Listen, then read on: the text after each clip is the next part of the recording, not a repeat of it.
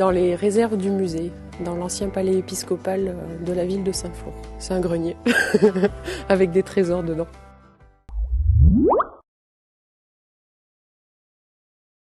Je suis régisseur des collections, donc je m'occupe des collections, je fais l'inventaire, je fais le récollement, l'informatisation, le marquage et tout ce qui est conservation préventive. Donc je regarde que les objets ne s'abîment pas. L'idée du musée naît dans la tête d'Antoine Lobie au début du XXe siècle.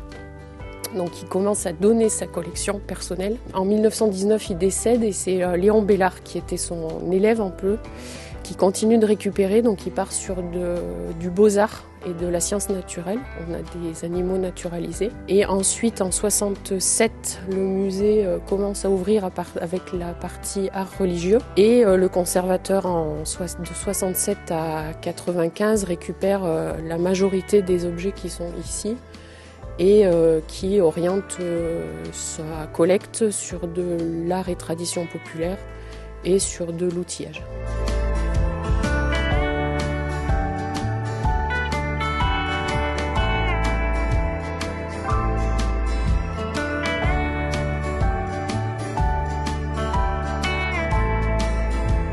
Donc tous ces objets-là, en fait, dans un premier temps, ils vont aller vers le futur centre de réserve, qui va ensuite avoir un certain nombre d'autres travaux d'amélioration pour qu'ils puissent y prendre place de façon beaucoup plus pérenne.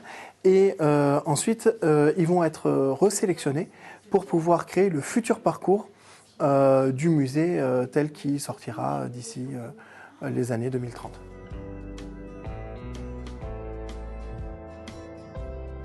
C'est beaucoup de travail, un travail qui permet malgré tout de remettre le nez à l'intérieur des collections et donc de pouvoir affiner tout le programme de l'exposition permanente que l'on aura, c'est-à-dire vraiment voir quels sont les objets que l'on va pouvoir utiliser pour porter un discours, le discours du futur musée, qui va avoir une réorientation thématique, qui passera d'un musée aujourd'hui qui est vraiment sur les arts et traditions populaires, sur la fabrication de mobilier, l'art religieux, pour qu'il devienne ensuite un musée de territoire qui parlera vraiment de l'histoire du territoire, c'est-à-dire de l'Est Cantal et de la ville de Saint-Flour, dans une temporalité longue, c'est-à-dire depuis les premiers habitants jusqu'à aujourd'hui, voire une projection jusqu'à demain. Il faut savoir qu'une institution muséale, c'est une institution scientifique qui a comme mission de pouvoir participer à la vie de la science en donnant aux archéologues l'opportunité d'étudier de vrais objets.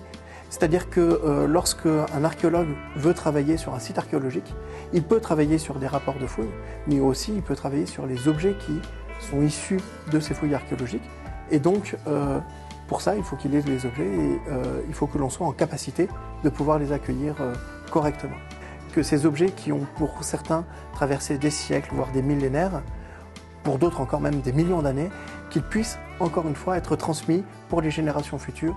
Et donc on réfléchit à 100 ans dans l'avenir, 1000 ans dans l'avenir.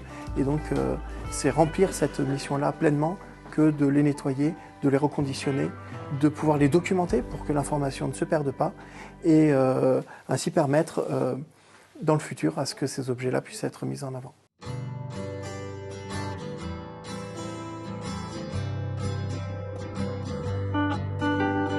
Donc là, c'est du verre de la Margeride qui a été conditionné. C'est un verre très fragile parce qu'il est malade dès la fabrication. Les verriers de Margeride avaient trouvé la recette pour faire baisser le taux de fusion, la température de fusion du verre, en augmentant la quantité de silice dans la composition de leur verre. Et en fait, ce qui a provoqué une instabilité chimique, au début, ils s'en sont pas aperçus et je pense qu'ils l'ont jamais su. Maintenant, les verres de la Margeride se fissurent, se desquament, se pèlent. Le défi, c'est de les conserver parce qu'on n'a pas de recette de conservation de ce verre.